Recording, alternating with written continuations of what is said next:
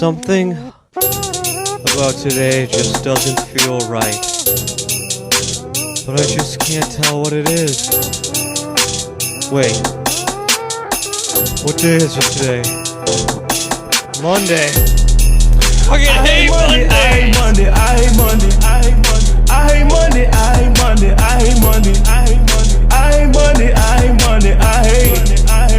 I hate Monday. Monday. Monday. Monday. Monday. I hate Monday. I hate Monday. I hate Monday. I hate Monday. I hate Monday. I hate Monday. I hate Monday. I hate Monday. I hate Monday. Monday. Monday. Monday. Good morning, everybody. I'm Javier Fresco. I'm in here with Fredo Avila, G5 the Fly Guy. Yo. What's up, people? Yeah, like I said, man, good Monday morning. We just in here about to kick the shit, you know.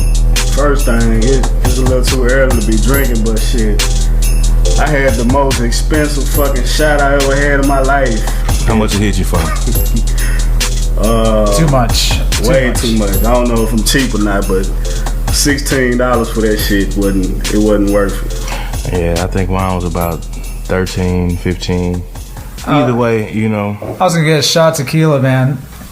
Started going from 7, then 12, then he started saying $20 a shot. No, man, I'm drinking the most expensive Ziegenbach, $7. Yeah, I don't even pay Blue Moon $7. Yeah, they want me Ziegenbach's is poor man's Shiner. Yeah, that's just I mean that with respect too. That's where we at, you know. This is how much they, you know. That's how they get their bread. But we just gonna jump right into it, man. So we out here in the Dallas-Fort Worth area. Most recently, Tony Romo announced his retirement last week, man. So Fredo is a avid Dallas Cowboy fan. I know I want to hear what he think about that whole situation. So I'm gonna give you the floor real quick, just so you can express to Jerry Jones and the Cowboys Nation how you feel about that. Well, I'm glad you allowed me to take a couple minutes to talk about this issue, and may I add that you're a great American by doing that. So, first off, I don't know what the Jones family was thinking, what the Cowboys organization was thinking, but everybody knew that Romo was going to have to get released. They kept trying to hold out about some sort of trade, something was going to come up at the last second. From the Denver Broncos to the Texans, hell, even the Cleveland Browns wouldn't have traded for him. No. The Cleveland Browns, they've had so many damn first-round draft. Well, we won't even get there. But the point is, it was a whole debacle. And the way they treated this guy after so much that he's done for that organization was wrong. This was not his choice. He was forced into this position. And there were teams interested in this individual to play for the organization. It just wasn't the right situation for them to get him, and Romo had no choice but to retire because he was held hostage. You know, like you say, man, I really feel like the Cowboys dropped the ball. I'm by no means a Cowboys fan at all. I just feel like you know it was a window opportunity to release Tony Romo and give an opportunity to sign to a team, and they held him. And once the big quarterback moves were made, it was over with. Nobody wanted to trade, like you said. Nobody wanted to trade for Tony Romo, especially pay that money that his contract is worth. It just don't make sense. So I could see him maybe trying to come back though. What you think? Like maybe after you know, maybe he sits this year out again and maybe try to come back. To be honest with you, man. The first quarterback to go down, I would say the first 2 quarterbacks to go down in the first 3 weeks, they're going to be calling for Romo. Yeah. They're going to, for all the haters. And here's the thing: everybody loved to bash on Romo because he was an easy target, but that Dallas organization has not had a great secondary since the since '97. Since Deion. And they've had some good, and everybody likes to say, well, maybe we should get a pass rusher, and that's going to take some pressure off the secondary. Well, the secondary seems to get a lot of excuses year in, year out, but Romo never got those excuses. But he took it like a man, and he took it with a smile, and he said, all right, I'll do better next season. Yeah, I'll do better next season. But the secondary never did better next season.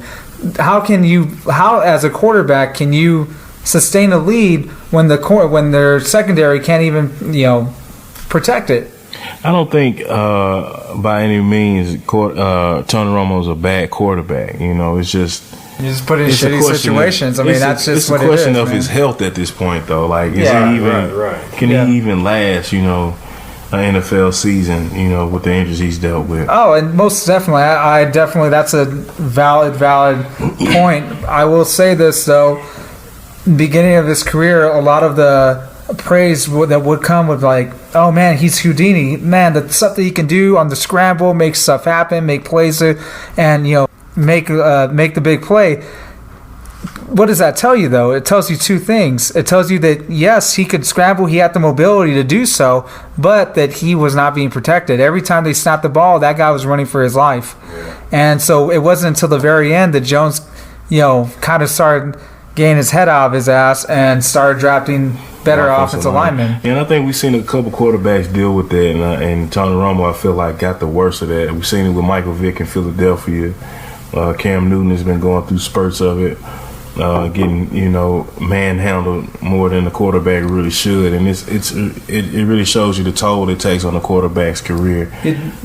Definitely, and no disrespect to Dak Prescott. I mean, I think what he did, what he was able to do with this offensive line was phenomenal. But at the same time, you know, it's about that offensive line that protected him. You know, like if you put Dak Prescott on another NFL team, I don't think he's as successful.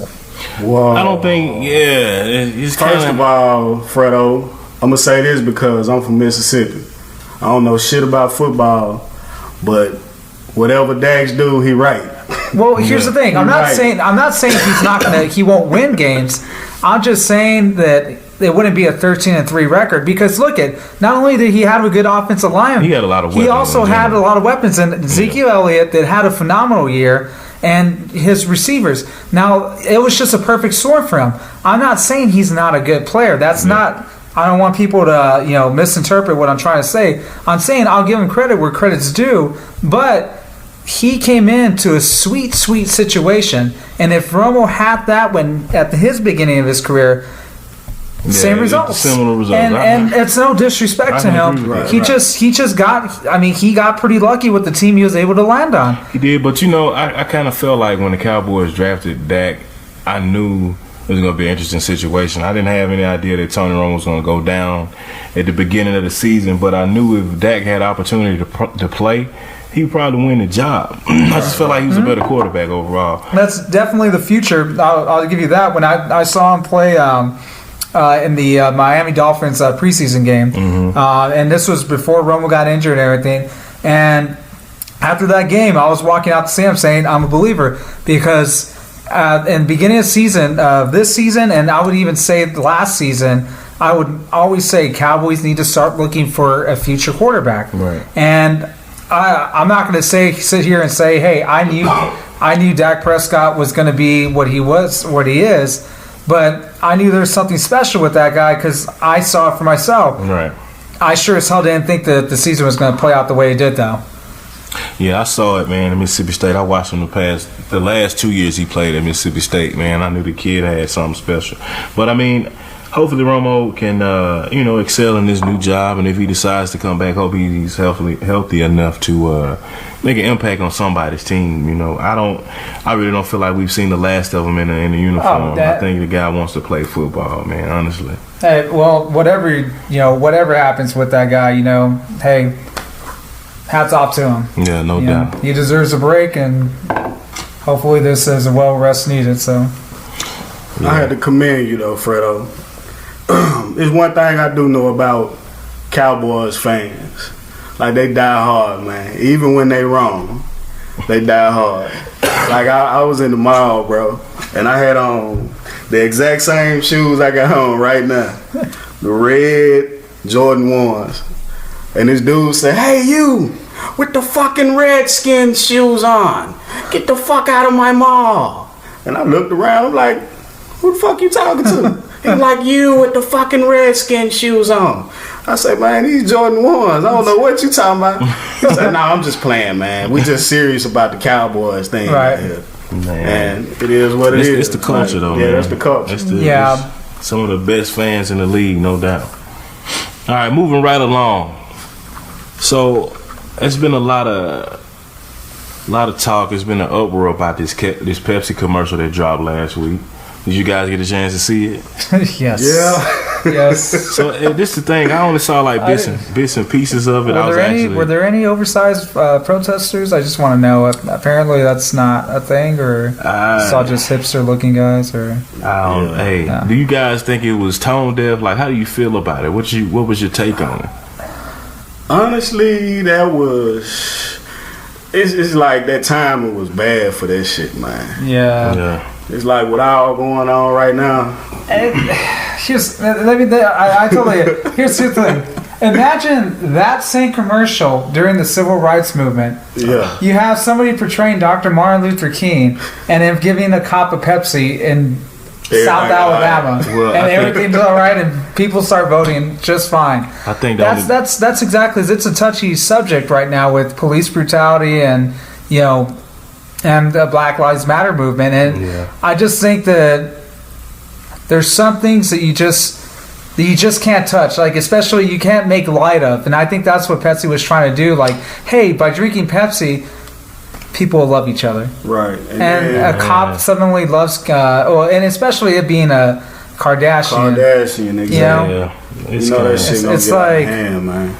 I don't know, man. I feel like it was a joke. Like, who the hell celebrates and drinking Pepsi? Like, I ain't no nigga still drink Pepsi. Like, you turn up on Pepsi, like, what? Like, come on, like, give him a fucking shot of Hennessy or something. Pass the Cavassier in this moment. Pass the Cavassier. You know what I'm saying? I really just, like you say, man, it's like they're trying to. I feel like a lot of people trying to turn a deaf ear to some major issues that are going on in this country. Mm-hmm. It's like people don't really take it serious because a lot of people don't have to deal with what's going on, or they don't have to be affected or impacted by the things that are going on with police brutality and the reason why these people in the streets rioting. I mean, it's just, and it's been more recently, more than just police brutality riots. It's been riots because of the president of the United States, and it's just the temperature right now in the country. And I guess maybe Pepsi can cool down. I would prefer to see a Gatorade commercial, bro, with that than a fucking Pepsi commercial. Right. Like, with Cadmium coming out, Superman, or something. Like, give me something different. Yeah. No, I totally agree. Like, it's I just feel that there's so much like you said going on right now that I personally think that need to be taken a little more seriously. I feel like in the day and age we live in with the 24 media news cycle and social media and everything, it's like that Dave Chappelle news stand-up. Like, he even said himself, you can't sink in things because by the time you sink it in, 15 minutes later, something else happens, and then something else happens. So people have a short attention span. So people want to care, but they don't have time to care. Yeah. And I think that's the problem with what the type of society we're living right now. It's numbing us out. Where's the compassion, you know? It's numbing us out because I can't remember a time when I could go to any media outlet and see somebody get shot down, whether it's by the police or by another individual. But no, I totally agree. Like, it's just I feel that people just need to take a moment and actually realize the severity of what's going on. And it's not just police brutality too, but it's just in general just a violent society that we live in right now, as far as like the crime rate where it's at. And it's not, I'm not saying that the crime rate's out of whack, but in certain areas, like in Chicago is a huge, and I feel that that's not getting the attention it needs to. I think that in order, you have to look at both sides. You can't just like concentrate on police brutality, because then the kids that can't walk, that are afraid to walk to school and everything, they need as much as attention, as much media coverage to try to solve that. There's just a lot of problems, and I think that not enough resources. It's interesting you mentioned Chicago, because someone was telling me, asked the question a couple of weeks ago, was like, man, what's up with Chicago? And I'm not from an urban big city, I'm from Mississippi, but at the same time, it don't take much to understand what's going on in these areas, because it's the same thing in Mississippi. It's no money. You know, if people don't have means to take care of the things they need to take care of, mainly I mean, it's the day-to-day survival. Like, people gonna do whatever they need to do to survive, whether it's in Chicago, whether it's in Costa Rica, whether it's in Brazil, wherever it's at, people gonna do what they need to do. And the thought of like bringing in troops to kind of police the area is only gonna worsen the problem. I hate to see what that'll bring about if they honestly do that, man. It's senseless to me. Moving right along, our president-elect Donald Trump has launched missiles at Syria. I don't really know what he's thinking, what he's trying to accomplish with this, but you guys kind of let me know what you feel about that. So, pretty much with the but before we dive into that Syria or Donald Trump launching the missiles in Syria, let's talk about his reaction though. His initial my issue with the whole Trump administration is the fact that anytime something happens, it's always like a tweet. It's always like, they have to say, this person was the cause to all this, or you should stop picking on this, or this is when the whole thing with Syria. Well, had Obama dealt with Assad, Assad wouldn't be in the picture right now. This would never have happened. The fact is that Obama wanted to go and bomb Assad targets after the first chemical attack. Okay, now the difference between this and this chemical attack and the last one was that the last one there was footage, but the world wasn't watching. The world didn't. It was just really raw. And this time around, the entire world was watching. There was actual news affiliates out there that were capturing all this as people were reacting to the chemical attack. Now, that being said, Obama did want to go in and attack that. But then you have two things. He left it to the GOP controlled Congress, to give him permission to go attack another country, which they denied him. And on second, Russia came into Syria's aid as their ally and decided to, hey, you shouldn't attack them, you shouldn't do anything, we'll take care of it, we'll destroy the chemical weapons, you don't have to do this. But then, once they got into the picture, you see Russia's trying to increase their stronghold within the Middle East as now, really, I think he's more of a czar, premier. He's not a president as far as Putin. So, and I'm going to get back. I'm coming back to the Syria thing. It's all basically they started helping Syria militarily, Russia, that is. And so they started bombing. That's when you start seeing Eastern Aleppo getting bombed. You start seeing all these. At first, they were like, "Oh, well, we're bombing ISIS targets," but it started getting to the point where they were bombing American-backed rebel targets. Okay, Now Russia wasn't keen on America bombing their ally, but suddenly Russia just wants to bomb the hell out of everybody. So now we're at this situation. Assad has committed a lot of crimes against humanity. A lot of war crimes going on with that regime. He should not even have a seat at the table. So what Trump did, as far as the missile attack, I think it was long overdue. But this is not just a U.S. problem. This is the blood is on the UN's hands, the European Union, because everybody's treating these refugees as criminals, as like, I don't want you in my country. No, you're a danger to us. No, you want to solve this whole refugee problem? You saw the root cause. These people don't want to leave their land. These people are very generous people. I happen, when I went to France a couple years ago actually, I had the pleasure of meeting a family from Syria, and they welcomed me into their home. We had a potluck, we had a really nice talk, but they had family that they had not had any contact with for a while since this whole thing started. So this regime has been starving children, blockades on cities. The UN has been trying to get some stuff in, but it's kind of hard when you have Russia as a major ally to Syria, has a veto power. for anything, any resolution that tries to get passed on Syria. So they will veto the hell out of anything that they feel that it's not just towards their ally. Right. So I feel that Russia is just as guilty with war crimes as Syria is, and it's just a terrible situation that's happening in Syria, and it should not have happened.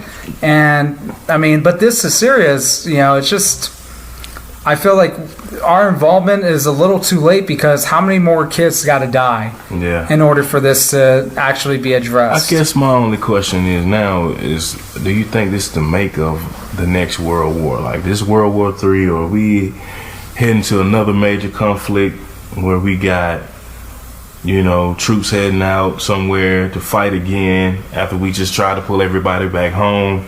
Like, what do you think the make of it is going to come up to be like? My thing is, Trump was supposed to tell the House of Representatives about the whole situation. Like, he didn't run that by them. He just initially took that up on himself, and he blew them the fuck up. So he didn't consult the people he was supposed to consult. He didn't consult with the people he was supposed to consult with, which pissed a lot of people in the in Congress off. There's got to be some type of penalty for that with him, and that's like, I don't think people really understand how much that drags us into a lot of bullshit when our leader does things like that, and it's like, it's him, it's not the country. It reflects us all, though. Right. Mm-hmm. And then that sets down things for the next president. They think that they don't have to abide by the laws and rules. I don't think anybody else will take that stand, man, because you got to think about it. This is the 45th president we're talking about. How many other presidents in history have you seen just jump up and say, all right, we're going to fucking shoot these people up, we're going to drop bombs over here, without even, like... It's the first time we had a president like Trump at the same time. Yeah, and... They might look at it like, if he can get away with it, maybe I can too. I just think a lot more people are just a lot more sensible than that, man. I don't think nobody try to abuse that. I don't see it. I don't know, man. Well, with this president, I think, with the Bush, with George W. Bush, a lot of people took issue with him invading Iraq under false pretenses. Now, that people can argue one way or the other, faulty intelligence, it wasn't necessarily his fault, or it was his fault, and the advisors not necessarily being very truthful to their position, what they're supposed to advise the president on. So I won't necessarily say that I don't think it's necessarily it's all the blame on. I don't think it's necessarily right to put all the blame on him, but it's not. This is the first time. People thought that president was bad, that it was a horrible president. But the difference between Bush and Trump is that Bush, whenever the whole 9/11 stuff happened, he was like, Muslims are our neighbors, they're our friends, that's a peaceful religion. This is that. He was trying to bring some calm, calm and collective, like let the cooler minds prevail. And with Trump, his whole campaign was on hate. Yeah. His whole campaign was on secrecy. His whole campaign was like, whenever they said, well, what's your plan for ISIS? Well, I'm not going to tell you.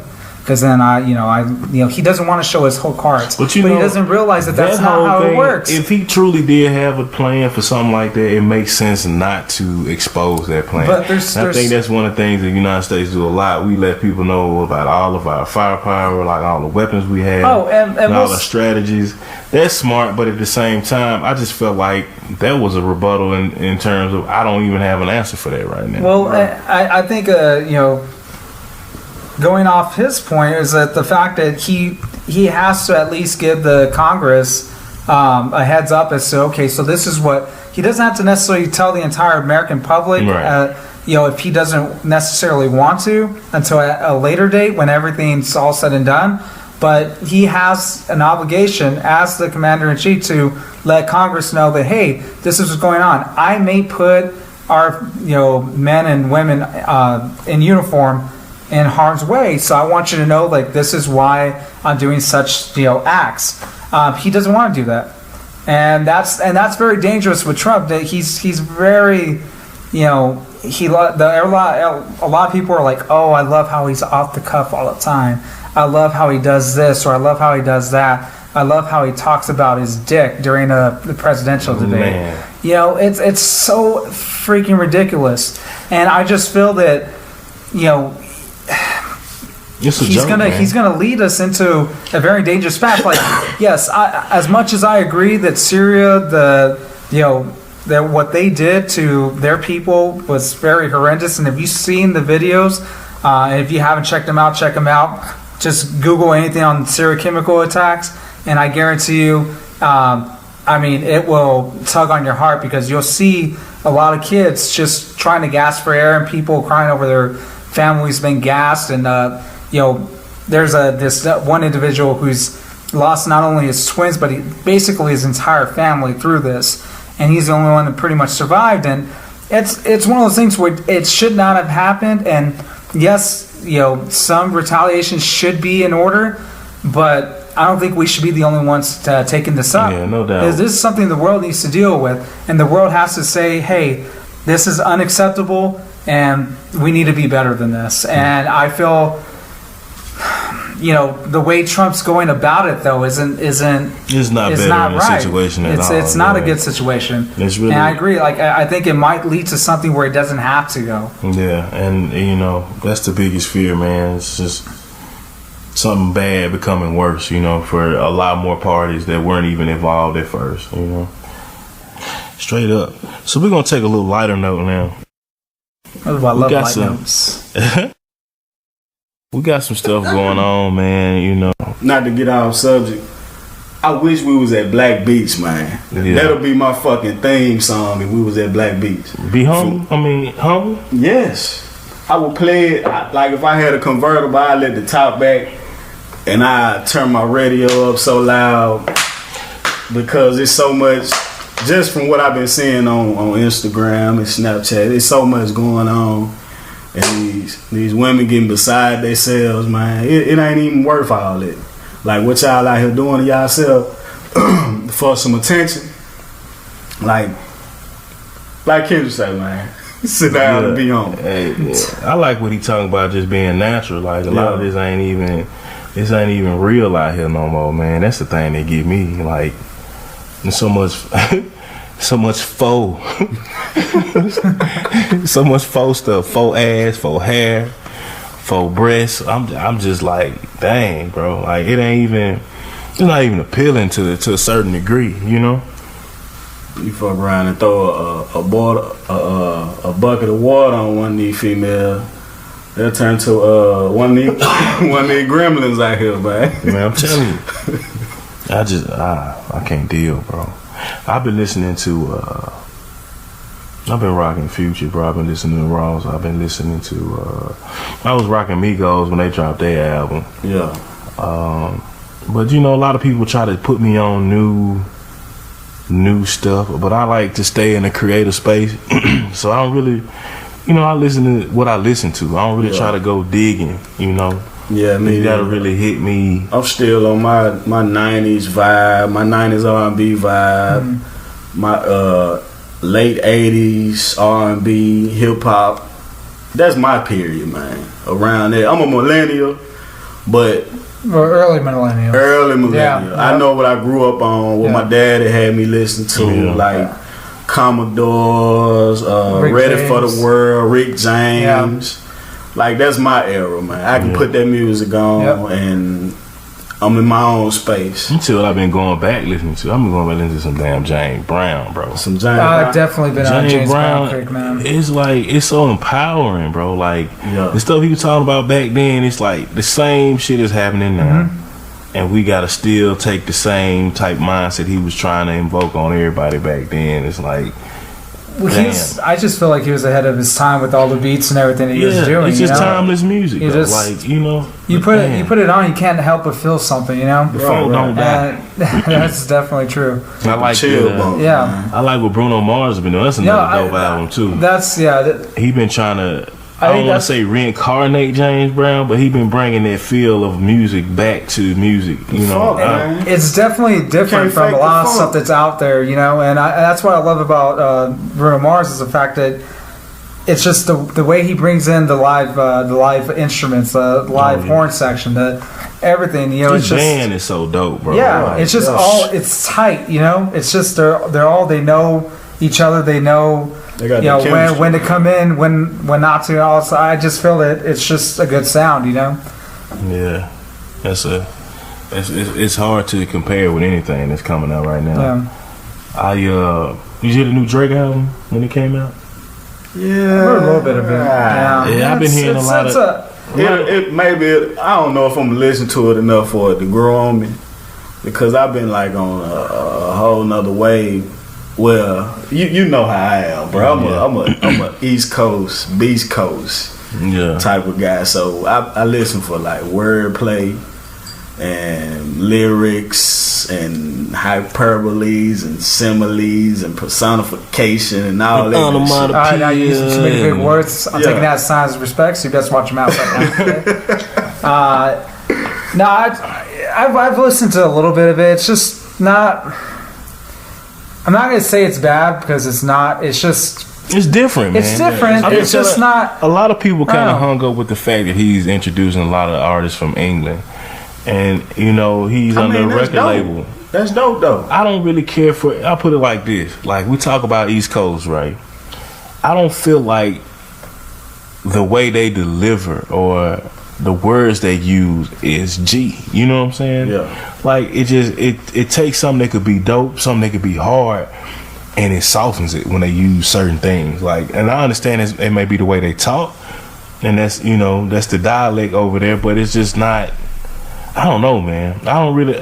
Some certain songs on it I could really, really rock with. Some of them I could care less for. I just could. And I think that's where everybody is. It's like, I don't know, or yeah, I just feel like he put something out so he can have something going on while he's working on something else, though. Yeah, if Drake is smart, that that's shit what got I'm like doing. 30 tracks on it. Yeah. It's just like he just went on like his hard drive and was like, it just seems okay, like, let's put this out, that out, everything that out, that out. make the other albums. He's like, we're gonna put this together. Yeah, just throw that out there. I kind of feel like that's what Future did with his two albums, but at the same time, the way they sound like he put thought into them. You got to think about Future though. Usually, Future drop his in twos. Like we got what is it? But Monster? not like 1 week, then the next week you got one. You don't really, and then you know, like maybe mixtapes, not a whole album like that. Well, then, yeah, you right on that perspective. Mixtape's different. Yeah, it's totally different. So I've been getting away from the music now. We're gonna get into movies. Been having some discussions about certain movies that's been out. I've seen a few of them, like Get Out. I know everybody's seen Get Out by now. Man, salute to Jordan Peele, man. No doubt, man. He Gotta got that. salute to Jordan Peele. He ran up a bag on that joint, bro. Gotta get that check. I watched the Power Ranger movie. We'll come back to that in a minute. Wow. What else? What you guys seen? What you been hearing about? Like, Alright. What you think, Fredo? There's a lot of buzz coming out for the remake of It.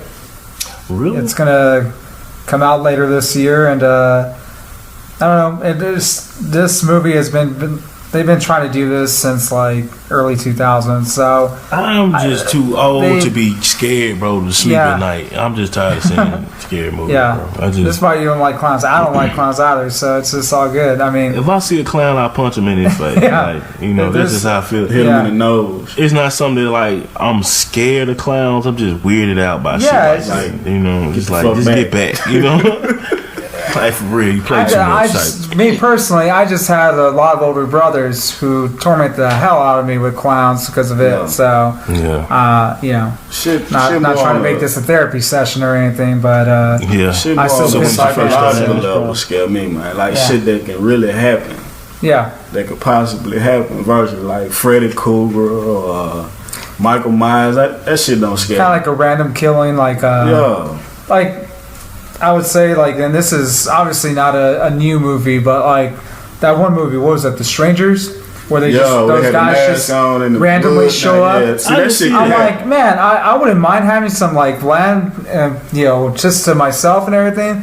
But that's one of the things that makes me second guess that. Like, I didn't see that. I'm just the only reason why they ended up getting killed was because they just happened to be home. Right. They answered the door. That was it. Wow. You know, but that's shit that can happen, man. Yeah. Like, people are stupid like that. Have you ever seen The Green Inferno? Heard of it, not seen. Oh my God. I don't want to talk about that. Matter of fact, we're going to leave that alone. Yeah. All you listeners, y'all need to check out The Green Inferno. I think it came out 2012, And the crazy thing 2013. about the Green Inferno, man, the acts of what's going on in Green Inferno, it happens here now in America. Right. It shows like an uncivilized group of people acting in cannibalism, or you know what I'm saying, and graphic. just from some research I've been doing recently, man, just looking at like people have been stealing people's organs, bro. Like, it's a real underground organ trafficking, cannibalism type movement in this country, and it's now. Like, you watch that movie, it's just too much. It's too much to do. I just want to come clean. The only reason why he's mentioning this because I took him to Mexico one time, and I'm sorry I stole your kidney, but they offered me $20,000. Okay, Man, I didn't know it was going to be in pesos. Okay, I wouldn't have accepted the deal. All right, so it was about I thought it was $20,000. They didn't say 20,000 pesos. Okay, I'm sorry.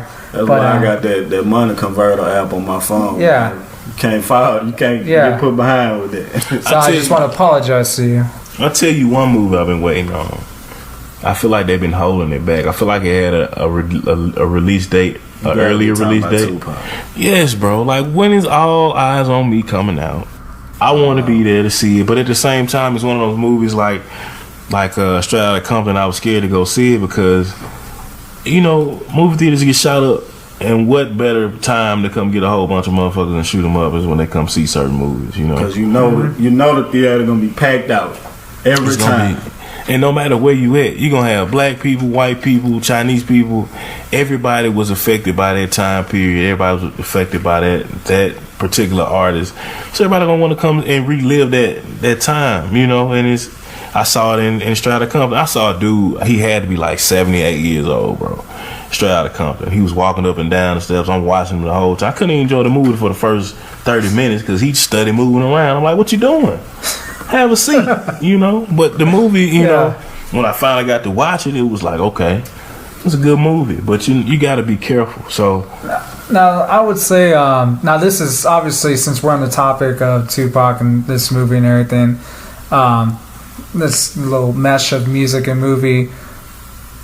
Tupac was really special, just like Notorious B.I.G. They were special guys that no doubt they had a particular style, and you know, with Tupac, he was very poetic. I feel. Do you feel that there's somebody right now in the game that's comes close to touching the stuff that Tupac has done as far as lyrically? You know what's crazy is people ask that question, bro, and I honestly feel like there's a lot of people who are a little bit more who have, I would say, a better delivery, better flow than Tupac. Tupac, in his time, he was the greatest of all time. Right. But there's some guys coming up now, bro, that can, like Kendrick Lamar, one of them, from the West Coast. Like, ain't nobody in the game currently, right? Other than 3 Stacks, I don't think nobody can stand toe to toe really with Kendrick right now. I even give people like Big Crit. A lot of people sleep on Crit. Yeah, definitely. I mean, Tupac, to me, Tupac wasn't so much lyrical as he was in your face. Tupac was the type of rapper that just said what he wanted to say. Didn't care how nobody took it. It wasn't a lot of wordplay. And when I think of a lyricist, I think about wordplay. I think about delivery. I think about all that stuff before I just say, okay, like he had some impactful songs, like impactful. He had a message and everything. You know, and it kind of evolved. It took rap music from being bubblegum into like straight street hood gangster, you know, and that's where it came from, that whole West Coast movement. So but I feel like though the one thing that with that particular, you know, as far as like the content, like where it was coming from for him, why people connected with it was because it was real, you know. I feel that that's one thing that. Yeah, you can be a musician, you can be a rapper, you can be a singer, but if you can't connect with your audience like that, you're not going to be forgotten. You're just going to be another guy who's just up on stage, But that's what separates the nobodies and the somebodies. That's what we're talking about them 20 years later, man. It's like that's definitely true. And to the listeners out there, leave us a comment if you agree with us, if you have some. An opinion about this. Xavier, you want to tell them our email address? They can send us some Q&A questions too. No doubt, man. If you got any questions that you need answered, we'll be more than willing to answer them, man. Just hit us up at iHateMonday.Q&A@gmail.com. Also, we're about to get into we're about to debut I won't say debut because this song has been out for a minute. But we're about to introduce a song by yours truly called Loose Screws, featuring my homie G5 the Fly Guy. Your homie? Yeah, my kinfolk now. Yeah, we homies, man. Yeah, that's my cousin friend. first. That's my friend. That's my brother, man. But yeah, no doubt. I'm just some guy.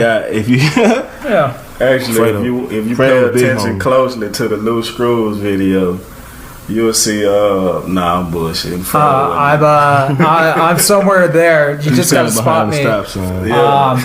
Now you might think I'm a white guy or Italian or something, but I'm as Spanish as they come. Yeah. But don't worry, I can be white if you want me to be. Well, like I say, or if you Italian or whatever, it's whatever. If you got any independent artists that want to submit any songs, any music to the show, we're gonna play a independent song every week on the show. That email is iHateMonday.submissions@gmail.com. So you got the Q&A email, which is iHateMonday.Q&A@gmail.com, as well as independent artist submissions at iHateMonday.submissions@gmail.com. That's submissions with an S. Yes. 2 S's. And we love supporting local artists. We love supporting the local music scene. So, if you think what you have needs an audience, hit us up. We need that heat, man. Basically, we need that heat. And another thing, man, if you got any small business on, especially in the DFW area, same thing. If you want to put an ad on the show or sponsor the show, send that also to iHateMonday.submissions@gmail.com, and we'll reach out to you and let you know what we can do to try to help promote your business on the show. All right, so here we go. We got Loose Screws by yours truly and the big homie G5 the Fly Guy. Stay tuned. If the Lord don't save my soul, nobody do it, yeah. I just poured out all my sorrow, yeah, I'm screw the cap. Up that hammer, yeah, I make them nigga pull back. This my corner, yeah, I got that pack on full attack. My little partner out to me right here, full, yeah. I just dialed another bullet, hallelujah. Play a lot of shit out like I'm cool with it, yeah. Black and decker on the belt, loose screws with it, yeah. Catching the wave. Nowadays, nigga catching the wave. Nowadays, these thirsty bitches just wanna get paid. Fuck back with the nonsense, I'm just weighing my options. Ass so fat, looking at the shit way on my conscience. I'm out here, yeah, way out here, nigga. So-called friends do style like I don't care, nigga. Got my day one with me, can't lose, goddamn here, nigga. Pussy Aquafina slide there like swimwear, nigga. My whole squad out there, he can't get no sleep. We put that work in, can't get caught up in them sheets. We treat a vacay like a work day, life's a beach. My OG told me greatness always within reach. If the Lord don't save my soul, nobody do it, yeah. I just poured out all my sorrow, yeah, I'm screw the cap. Up that hammer, yeah, I make them nigga pull back. This my corner, yeah, I got that pack on full attack. My little partner out to me right here, full, yeah. I just dialed another bullet, hallelujah. Play a lot of shit out like I'm cool with it, yeah. Black and decker on the belt, loose screws with it, yeah. Hallelujah, oh Lord, hallelujah. Funny how the niggas change, be the ones closest to you. Had to cut some boys out, this the new us. The only thing we focus on is them numerals. Slide down, make these niggas cut they booze up. Scouting talent for the team like recruiters. Got your